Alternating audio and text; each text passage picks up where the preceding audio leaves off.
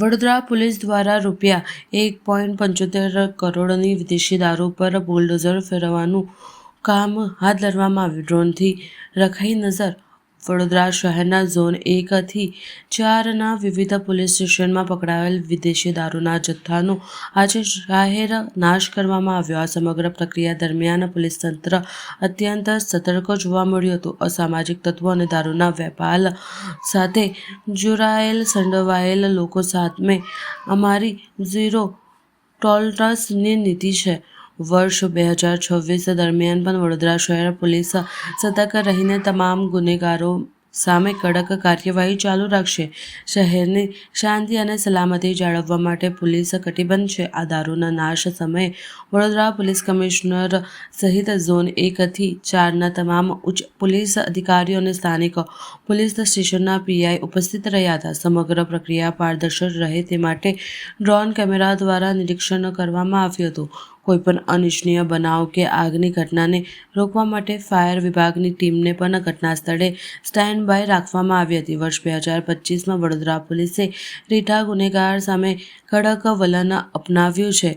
કુખ્યાત બુટલેગર અલ્પુ સિંધી અને તેની ગેંગ વિરુદ્ધ ગુટસીટો હેઠળ કાયદેસરની કાર્યવાહી કરી મુખ્ય સૂત્રધારની ધરપકડ કરવામાં આવી છે. આ ઉપરાંત અનેક બુટલેગરોને પાસા હેઠળ જેલ ભેગા કર્યા છે. વડોદરા શહેર પોલીસ કમિશનરે આ તકે જણાવ્યું કે વડોદરા શહેર પોલીસ વર્ષ 2026 દરમિયાન પણ અત્યંત સતર્ક રહેશે.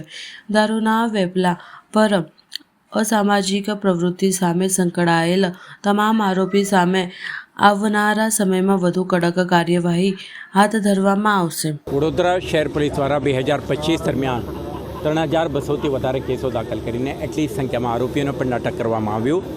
આ કેસોના તપાસ દરમિયાન આપણે 9 કરોડ 56 લાખથી વધારે રકમની મુદ્દામાલ પણ જપ્ત કરવામાં આવ્યું છે. તો આજે તમે જોઈ શકશો કે 17 પોલીસ સ્ટેશનના જ્યુરિસ્ડિક્શનમાં કબજા કરેલ 1.71 કરોડથી વધારે કિંમતની 50,000થી વધારે સંખ્યાના બોટલો નાશ કરવામાં આવી રહ્યું છે. આપણા વડોદરા શહેર police the Gujarat prohibition act 1949ના કડક અમલીકરણ માટે આપણા કમિટમેન્ટ સાથે કામ કરી રહ્યા છે. અને ભાગરૂપે જે ઉત્પાદન, સંગ્રહ, વેચાણ અને કન્ઝમ્પશન કરતા વ્યક્તિઓ વિરુદ્ધમાં આપણા ક્રેકડાઉન કરી છે. વર્ષ દરમિયાન આપણા 131થી વધારે સંખ્યાના આરોપીઓને prevention of anti social activity અંતર્ગત ડિટેન્શન પણ કરી છે અને 15 આરોપીને આપણા કાર્યક્ષેત્રમાંથી બહાર કાઢીને તડીપાર પણ કરી છે, જેથી કરીને આવા પ્રવૃત્તિઓ ઉપર નિયંત્રણ રહે.